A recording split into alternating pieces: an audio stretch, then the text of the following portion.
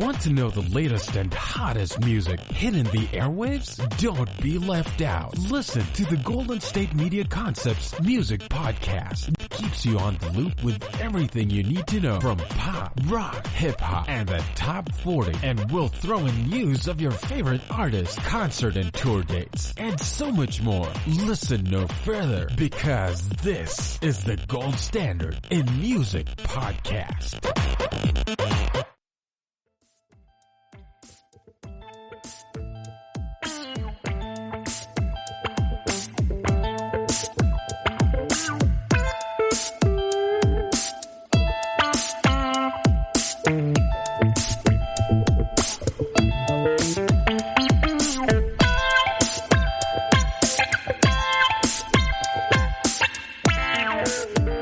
Hey guys, and welcome to GSMC Music Podcast, brought to you by the GSMC Podcast Network.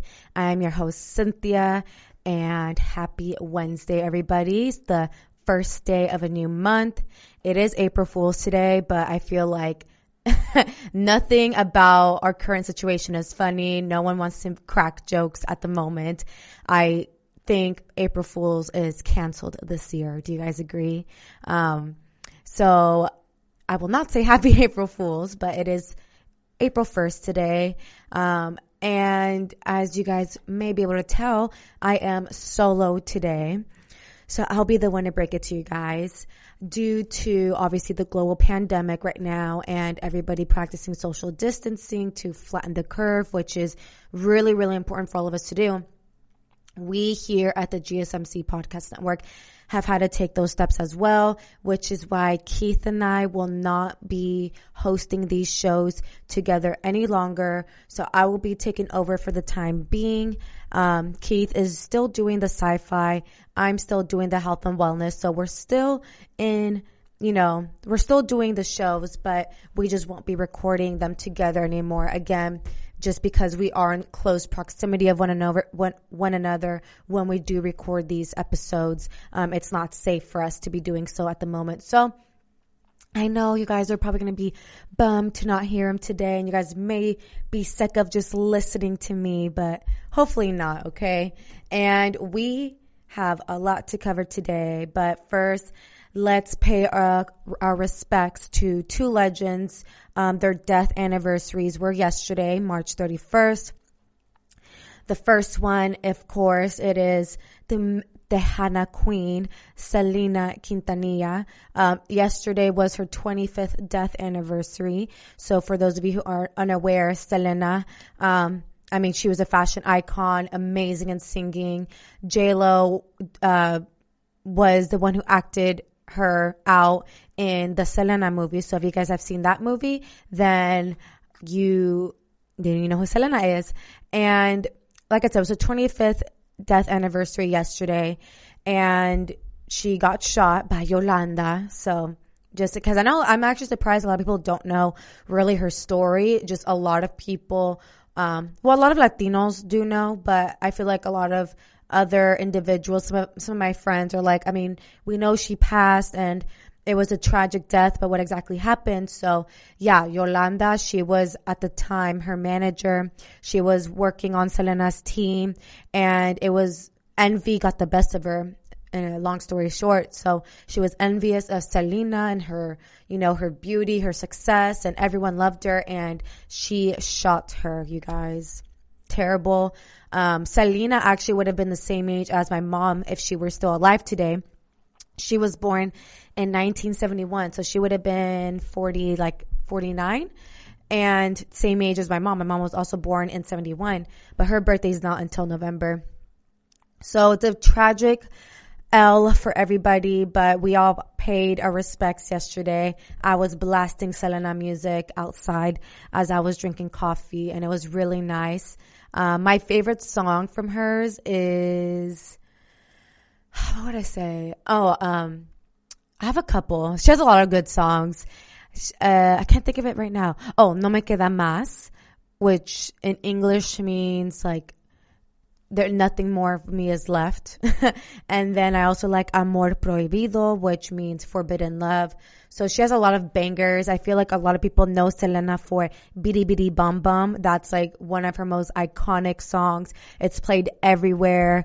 Every, like, especially Latino wedding quinceañera, expect to hear Bidi Bidi Bum Bum play from the DJ booth. So that was Selena Quintanilla, her 25th death anniversary yesterday, as well as rapper, hip-hop artist, activist, Nipsey Hussle. Yesterday actually was his first year death anniversary, and I feel like that's like the toughest, especially for his family and loved ones, celebrating the first year from, I guess, their transition, you know, and it's heartbreaking. I still remember what I was doing, where I was when I found out that Nipsey Hussle got shot and he tragically died as well, just like Selena. I was at the time living in San Jose. I was working on something on my computer, homework or something like that. And I get a notification from my phone from Twitter that it was like an alert right there. It said Nipsey Hussle got shot, and my heart sank. I was like, hold up. I'm like, Nipsey Hussle? Like, I was trying to think, like, do I know any dogs named Nipsey Hussle? Do I know anybody else named Nipsey? Is there another artist named Nipsey? But it was him. And I mean, it was hours and hours past, like 3 or 4 hours past, and there was only news that he got shot. So, of course, everybody on social media were very worried. Us millennials, most of us, we grew up listening to Nipsey Hussle. So, I mean, we were all very concerned. And then when a few hours passed and then I got another notification that Nipsey Hussle had passed, my heart sank. And it was like a chill Sunday. I remember that, like, my roommate tonight, we weren't doing anything. It was a Sunday. We're having breakfast, doing homework on our kitchen table. Super chill Sunday. And like everyone else, when I was reading like everybody else's tweets and people's posts on social media, everybody was saying too, like, why was it such, like, everyone was just big chilling on Sunday. And I know that Nipsey's death was the first death that I felt connected and hurt by, even though I never, ever met him. And it's hard for me because, I mean, this is me personally. Even when Michael Jackson died, I didn't have any emotional connection to his death. Of course, I was sad. Like, it's always sad when someone passes. But for some reason with Nipsey, again, I grew up listening to him. I followed his wife, Lauren London, all of her movies. So I was just very invested in like their life, and I love what he spoke about. He was super intellectual, spiritual. He had so much to share with the world, so much wisdom at such a young age. He was like in his early 30s, mid 30s. So it's just really tragic how, you know, young lives get taken away over envious people. Just like Selena, Nipsey Hussle got shot. He got shot outside of his store in LA, off Crenshaw, where he's from. And from my understanding, it was a guy who wanted Nipsey to listen to his mixtape, but I think Nipsey said no. I'm not sure why he said no, but then the guy left, came back, shot him in front of his store. So again, really tragic. Both of these losses are just tragic, and the fact that they both happened on the same day, you know, 24 years apart. Selena Quintanilla in 1995 and then Nipsey Hussle in 2019. So we've lost two legends, and I don't throw that word around very easily, okay? Like, it takes a lot for me to call somebody a legend, but these two individuals really did something for the communities, did something outstanding, and they are terribly, terribly missed. And it doesn't matter how many hit songs or how many record sales an artist, you know, makes throughout their musical career. What really matters is the legacy they leave, their legacy that they leave. I think that's the most important thing. Like, Nipsey Hussle wasn't always charting on the billboards. He had hits, right? He had hits, but he wasn't worried about the numbers. He wasn't worried about his record sales. He was worried about the people, his neighborhood. That's what they called him, Neighborhood Nip. So that was yesterday. I paid my respects to both of them. I played their music blasting in my backyard, just like vibing to both Nipsey and Selena. So again, I'm going to dedicate today's episode to both of them, these two iconic legends in the music industry who made such an impact. And again, their legacies will live on forever. Now, I'm going to give you guys a rundown on what I'll be discussing on today's episode here. So I'm going to take a commercial break. When we come back, I'll be talking about, of course, Taylor Swift versus Kim Kardashian West and Kanye West.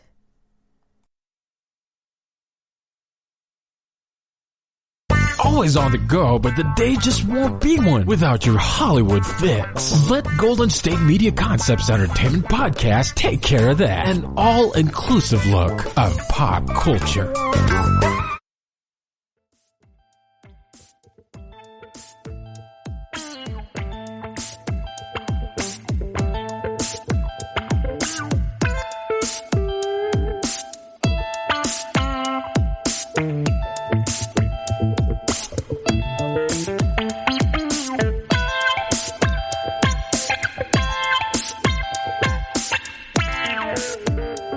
Hey everybody, and welcome back to GSMC Music Podcast. So right before the break, I shared with you guys how we lost both Selena and Nipsey Hussle and paid my respects to them. And now we're moving on to an entirely different topic of this rehashed feud between Taylor Swift versus the West. It has been going on for what it seems like ages, literally. And it first came the notorious, I'm going to let you finish, but Beyonce, should have won or whatever speech on stage at the 2009 MTV Video Music Awards when Kanye West literally stole the microphone from the hands of back then emerging pop star Taylor Swift. I know we all remember this. It was, again, all over entertainment news. And then came Kanye's notorious song about it, his 2016 single Famous from his album The Life of Pablo. And it's this specific line that sparked and elevated the feud. I feel like me and Taylor might still have sex. Why? I made that be famous. Have you guys heard the song? Yes, no? Most likely, I'm thinking. The song dropped in February of 2016, okay? So from 2009, 2016, they were kind of getting over the feud, a little bit. They were being cool about it. But after he dropped that song in February of 2016, that dissolved any hopes that Taylor and Kanye would ever fully recover from the VMA's fiasco. And Taylor Swift condemned the lyrics through a publicist, calling the song misogynistic. The feud intensified when, of course, his wife, the lawyer now, Kim Kardashian West, entered the picture, releasing snippets of a phone call between Kanye West and Taylor Swift that she claimed proved Taylor Swift actually approved of the lyrics all along. Taylor Swift adamantly denied it, calling Kim Kardashian her account character assassination. But it was only on Friday that fans could finally hear the truth of that infamous phone call themselves. They've been exchanging, saying things back and forth, like, you said that, no, you didn't say this, yada, yada, yada. And, the footage came out, the entire 25-minute phone call mysteriously leaked on social media. Fans of both stars claimed victory, eagerly awaiting responses from Taylor Swift and Kim Kardashian West. And it was the entire unedited 25-minute phone call. And then this past Monday night, those responses finally came in, reigniting the long-running feud in the throes of a pandemic, a fact that both of them seemed uncomfortably aware of because we have way more important issues that we need to be discussing and focusing our energies on, not on a feud that has been straggling along since 2009. Taylor Swift was the first to respond, and she non-discreetly called Kim Kardashian a somebody in her Instagram story, and this is what it read. Instead of answering those who are asking how I feel about the video footage that leaked, proving that I was telling the truth the whole time about that call, you know, the one that was illegally recorded, that somebody edited and manipulated in order to frame me and put me, my family, and fans through hell for years, ... Her next story goes, swipe up to see what really matters. And then those who swiped up found a donation page for Feeding America, which is a charity providing free meals to families in need. And she also urged her fans to donate to the World Health Organization during this crisis. So it definitely wasn't the most unifying fundraiser, but I definitely liked Taylor's response. Again, she non-discreetly, very passively took a dig at Kim. But it wasn't even really a dig because Taylor Swift was telling the truth. And I'll get into more of the phone call in just a short few seconds, okay? A few hours later, after that response, after that story went up, Kim Kardashian West decides to break her silence, and she responds to Taylor Swift over the leaked 2016 phone call, still insisting that Taylor Swift made her do it. No one can make you do anything. I mean, it wasn't like, and I don't mean this, no shade towards Kim, because I know this actually happened towards her, but no one was like holding a gun to her head and said, you need to reply to Taylor Swift. Like, some things are better left unsaid. Not everything needs to, need a response. Just let it be. That's my take on things. I don't know. Everybody each to their own. Everybody handles situations differently. Everybody handles conflict differently. So Kim Kardashian, she started off by trying to shame Taylor Swift for roping her back into the feud as millions of people are suffering due to the coronavirus. This is what her tweet said. At Taylor Swift has chosen to reignite an old exchange that at this point in time feels very self-serving given the suffering millions of real victims are facing right now. Her Twitter thread began, I didn't feel the need to comment a few days ago, and I'm actually really embarrassed and mortified to be doing it right now. But because she continues to speak on it, I feel I'm left without a choice but to respond because she's actually lying. Boom, she says that, all right? And she continues to say, the only issue I ever had around the situation was that Taylor lied through her publicist. So then this got me puzzled. So I'm like, so what do you mean? What is the lie? Because we heard the phone call, and in that phone call, you guys, Taylor never approved the lyrics. The unedited version, she never approved the lyrics. Kanye just asked if she can promote the song that he's releasing because she has an army of fans. He literally says that. So you guys can go watch it. It's plastered all over Twitter. I'm sure it's on YouTube and Instagram. So this is the statement that Kim Kardashian says she had a problem with from her publicist. The publicist said at the time, Kanye did not call for approval, but to ask Taylor to release his single, Famous, on her Twitter account.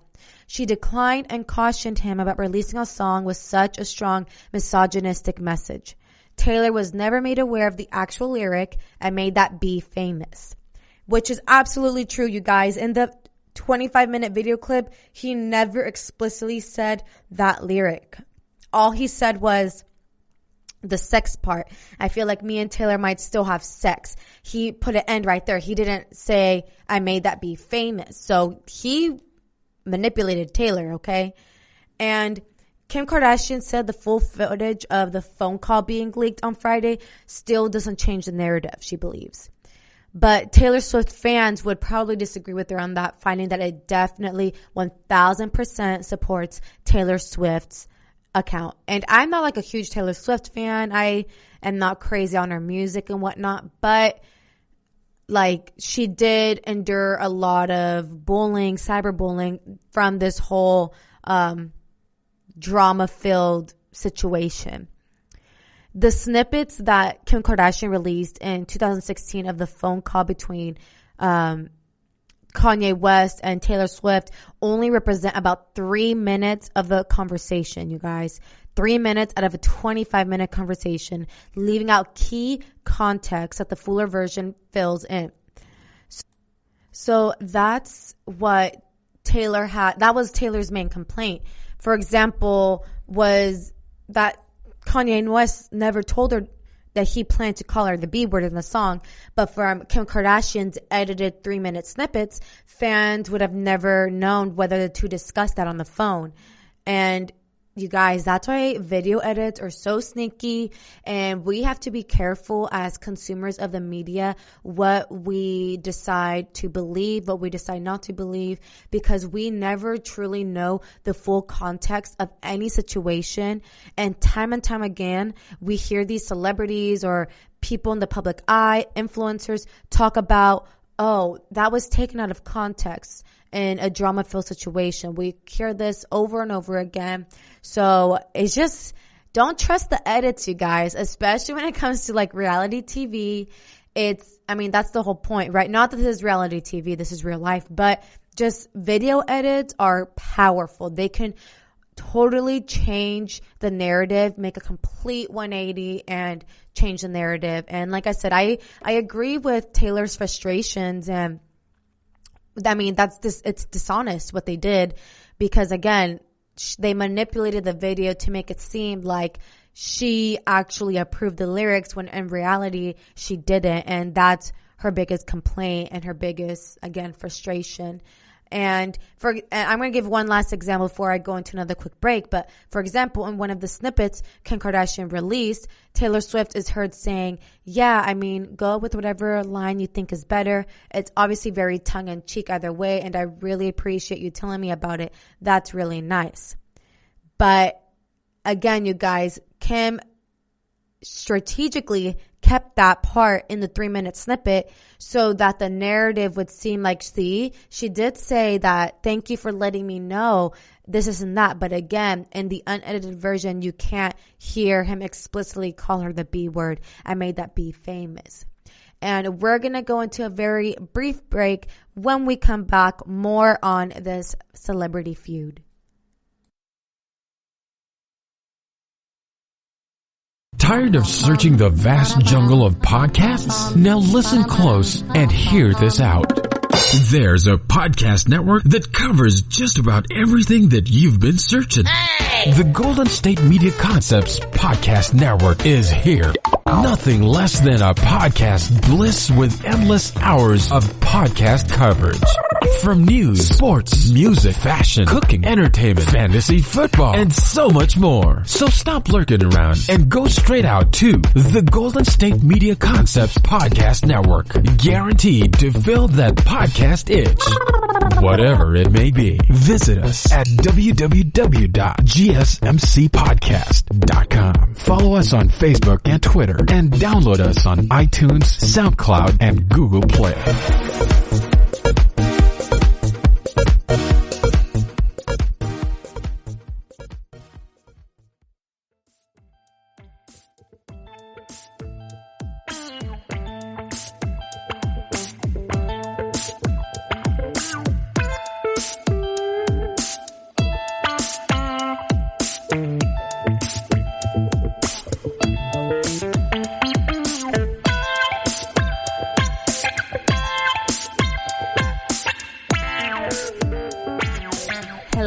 Hello, and welcome back to GSMC Music Podcast.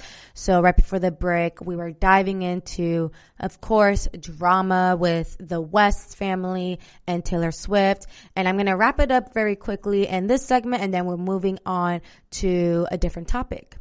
So as I just said in the previous segment, right before I cut into the break, in the 3-minute snippet, it seemed like Taylor Swift was approving the lyrics because Kim Kardashian edited the video, and she included the part where Taylor Swift says, go with whatever you think is better.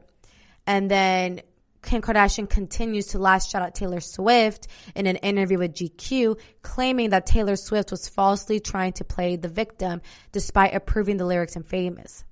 And then Taylor Swift, through her publicist, said, Kanye West wasn't asking for approval, but asking Taylor Swift to publicly give the song her blessing, which Taylor Swift did not want to do without hearing the full song, which is true. Kanye was literally begging Taylor Swift to promote his song through her Twitter account because she has an army of fans that would back her up. And we can see this is true again in the newly leaked phone call that was released last Friday. But the online abuse Taylor Swift says she endured from Kim Kardashian and her fans who branded her a liar and called her a snake all these years will ultimately lead her to take a hiatus from social media. Taylor Swift said in 2018 that she went through some really low times. And I mean, that's really sad. I mean, even celebrities, I feel like people sometimes forget that these artists, musicians that we listen to, just celebrities in general, they are human and they have feelings. And a lot of times is how a lot of people in the music industry end up committing suicide or fall into drugs, sex, other non-healthy ways of coping with all of these attacks. And just like Taylor Swift, Kim Kardashian West and the whole Kardashian clan in general, they have an army of fans too, and they're vicious. So they just attack, right? So it makes me sad to hear somebody say, you know, they just kind of want to disappear and she hit really low times. The feuding even shaped her 2017 album, Reputation, which she teased with images of snakes as an apparent dig directed towards Kim Kardashian. And then more recently in the documentary Miss Americana released on Netflix earlier this year, Taylor Swift said that the whole ordeal made her want to disappear. And like I said, I would too if I were in her situation. But after Monday's exchange, Kim Kardashian signaled at the end of her Twitter thread that she wanted the controversy to be over. She said she was never going to talk about it again. And I mean, of course, she's not going to ever want to bring up the subject ever again because the phone call 100% backs up everything that Taylor Swift was saying all this time. Everything that Taylor Swift was saying from 2016 to now was true the entire time. And it makes sense. Like, I wouldn't want to bring up a situation where I was wrong. You feel me?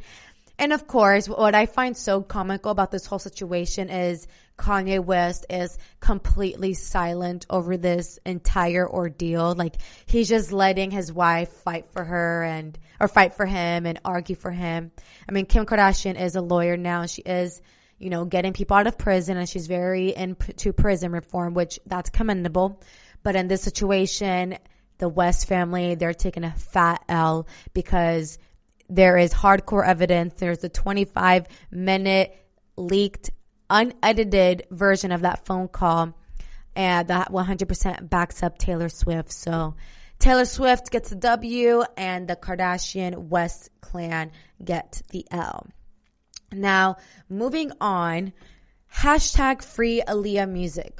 What does this mean? You know, you've obviously seen in the title of today's episode. So many of you are probably thinking like, why is it included? What does that mean? On March 29th, so a couple days ago, Twitter found itself with #FreeAALIYAHMusic trending. It is currently at number 10 on the U.S. trend chart. The hashtag was born when fans of late singer-actress Aaliyah tweeted expressing a disappointment that her full discography is still not available for streaming, which is driving me crazy as well because I want to listen to Rock the Boat in iTunes, okay? #FreeAALIYAHMusic has thus far scored almost 30,000 tweets in less than 12 hours. On November 30th of 2019, Aaliyah's uncle Barry Hankerson posted a hint on Twitter that her discography would be available on major streaming platforms. He tagged Spotify, Apple Music, Tidal, Prime Music, basically all of those major streaming platforms, and he indicated that the release date would be January 16th of 2020. That's like almost 3 months ago, okay? And it coincided with the birthday of Aaliyah. Aaliyah's birthday is on the 16th of January. Barry Hankerson used to be the head of the now defunct Background Records, which produced several of Aaliyah's albums. And until this day, that promise has yet to see the light of day. Fans are not taking it lightly. It's me. I'm fans. I'm not taking this lightly, okay? Many of Aaliyah's followers took to Twitter declaring that her legacy should live on to the future generations. They believe that her iconic sound should be shared and enjoyed by the public. Thus, the tweet, #FreeAALIYAHMusic was born. Barry Hankerson's Twitter account, coincidentally, is now deactivated due to all of these rising tweets saying, where's her music? Where's her full discography? There's no follow-up. He just tweeted that it was going to be available on January 16th of 2020, and then nothing else happened. So we're all left empty-handed, like, where is her music? Like, why is he hiding it? Aaliyah's debut album, released in 1994, Age Ain't Nothing But a Number, is the only album available on streaming. And this album is pretty controversial as well because it was produced by R. Kelly. And as we all know, R. Kelly's story, there's an entire documentary dedicated to surviving R. Kelly and all of his domestic abuse occasions and victims. So that's why Age Ain't Nothing But a Number, even the title of the album carries a negative stigma, I think. And this album earned a platinum record and sold 1 million copies. Hit tracks from the album were Back and Forth and At Your Best, You Are Love. I love those two songs. Her debut single, Back and Forth, peaked at number 5 on Billboard Hot 100 chart in July of 1996. And then At Your Best, You Are Love, meanwhile, reached spot number 6 in October of 1996. So a lot of success still from Age Ain't Nothing But a Number. But also back then, none of us knew of R. Kelly, the behind the scenes of what was going on in R. Kelly's studios and whatnot. And as published by Complex, Aaliyah's uncle, Barry Hankerson, is the reason for the online absence of her other beloved songs. Background Records produced her 2 succeeding albums, One in a Million and her final studio album, Aaliyah. He still refuses to release the rights as reported. And luckily, the tracks from those 2 albums, One in a Million and Aaliyah, we can still find those, and they're only available on YouTube. So at least we have that, but still, it's like how it's convenient to have all of her music on streaming platforms because that's where everyone is tuning in and listening to music. So I wish we can find out exactly why her uncle Barry is holding her music hostage. I mean, future generations her legacy will not carry on because her music is not being played. It's not being played on the radio. It's not being played on streaming platforms because her uncle owns all the rights to her albums and to her music besides Age Ain't Nothing But a Number because that was under R. Kelly. So that is out. But I mean, like I said, we want to hear Rock the Boat, One in a Million. I want to vibe to it in my car. With YouTube, there's all of these ads and, who wants to listen to ads in between songs? Nobody. So please, Barry Hankerson, if you ever listen to this podcast, please free Aaliyah music, okay? Hashtag free Aaliyah music. And you guys, I'm going to cut into another quick break. When we come back, I'm going to give you guys my album recommendation for the week.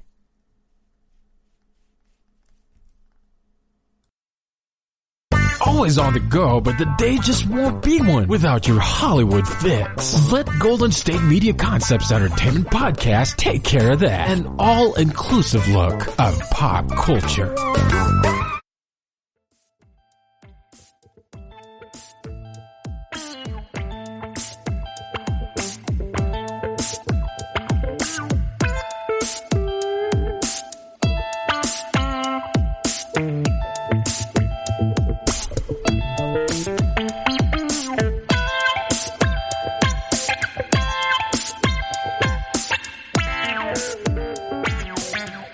Hey guys, and welcome back to GSMC Music Podcast. We have now entered the final segment of today's episode, and I'm so excited about this album recommendation, especially for all my R&B lovers. You're going to love this one. You probably have already tuned into some of the songs. You might already be playing this album back and back, front to back. It's so good. I love it. And that is Party Next Door, Party Mobile. So Party Mobile is the name of the album. Party Next Door is the artist's name. He released Party Mobile on March 27th. And this comes after a 4-year hiatus, okay? So we have not had any new music from him in 4 years. He has been working on this album since November of 2017, and it was definitely worth the wait. He brings all of the feels, all of the good vibes, and it's just unapologetic. I love it. I love this album. And I first discovered Party Next Door in 2013. That's when he dropped his first project, Party Next Door, actually. So his first 3 projects, it's Party Next Door, that's the name of the album. Then it's Party Next Door 2, and then Party Next Door 3, and then his 4th project newly released, Party Mobile. And I fell in love with him in 2013. He actually became the first draft pick for Drake's record label, sound label, OVO. So Party Next Door is under that label, and I fell in love with his whole music is just super vibey. This is the type of music you play late night in the bathtub, like you're chilling, and it's, like I said, has all the feels. This album is filled with great tracks, a lot of Caribbean Afrobeat sounds. Correct me if I'm wrong in the comments. I believe he's Canadian, but he has some Caribbean roots with him as well, which is why he has heavy Caribbean Afrobeat emphasis in his music. Not on every single track, but in about like 4 of them from the project, there's a lot of like, it's bouncy and Caribbean style, which I'm like obsessed with. I love, love, love Afrobeat songs. Some of my favorite tracks from the album are Loyal, the remix. He released Loyal a couple months back featuring Drake, but the remix on the album is with Bad Bunny. So Loyal featuring Drake and Bad Bunny. Believe It featuring Rihanna. Okay, Rihanna is another one. We're still waiting on music from her. She's been on like, I think a 4-year hiatus as well, if not longer. So Loyal, Believe It, Eye on It, Turn Up, Trauma, and Showing You are my favorite songs out of Party Mobile, the album. And as far as Loyal, the remix, in my opinion, I think Bad Bunny's verse goes the hardest in Loyal. Bad Bunny is blowing up and he's coming up. Have you guys seen his latest music video to Yo Perreo Sola, where he's dressed as like a woman in the music video? I love it. For those of you who don't know, the song's actually kind of not that appropriate, but the whole message behind that music video is, when you go to a club and you're trying to dance with a girl and she says no, let her be, don't pressure her. So he's very, I just love Bad Bunny, and I love that he's blowing up and he's getting all the recognition that he deserves. And I know he's peaking right now, and like he's just going to continue to peak. So Loyal remix, if you're going to listen to at least one song from this album, Party Mobile, of like you're listening to right now and you're like, I don't know, I'm not that convinced. Loyal, the remix, that's the one song you have to listen to in Party Next Door's album to kind of understand the vibe of the whole project. And that's like the best one. The remix builds on like the same theme seen on the original track, with all 3 artists crooning to a significant other about simply wanting the, title concept of loyalty in their relationship. So they don't want to be, boyfriend and girlfriend, but they want the loyalty in their relationship. So I don't know how that works. Like, I kind of need the title because you're not about to play me, okay? That's me though. And Believe It featuring Rihanna, I'm going to tell you guys this right now. That song is definitely gonna get played out on the radio, unfortunately. And I mean, when you listen to it, it's very radio friendly. Like, I think that's why when I listen, I'm like, oh, I already knew. I'm like, Believe It featuring Rihanna, this is going to get played out on the radio, unfortunately. This is Rihanna's mini comeback to the music industry since her feature in 2017 with Nerd on Lemon. If you guys remember that song, she had a quick, cute little feature on there. So a lot of people on social media users were complaining that like Rihanna's feature on Party Next Door's album is like so short. You can't even tell she's singing it because she only sings the chorus part. She doesn't have like her full on verse to herself. She sings the chorus, but the chorus is still good. Like when you listen to it, you can tell it's Rihanna, but still it's going to get played out. So I'm sure you guys will listen to it. And while this is the first time Rihanna and Party Next Door have paired up for a vocal collaboration, Party Next Door has actually written multiple tracks for Rihanna, including Work, Sex With Me, and DJ Khaled's Wild Thoughts, on which Rihanna was featured. So Party Next, they're familiar with each other, but this is the first time they've actually vocally collabed. Eye on It is another like light and bouncy island track. I freaking love it. I was actually about to cuss right now. That's how excited I am about that song. Like, I love it. I actually have an island vibes playlist on my phone, and Eye on It went directly into the island vibes for, whenever this quarantine's lifted, I'm going to book a one-way ticket to, I don't know, the Bahamas or somewhere and play this song. Turn Up is definitely a vibey track, not island-like, it's light, not bouncy, but Turn Up is definitely vibey. This is like late night, chilling in your bedroom with some cute neon lights. You feel me?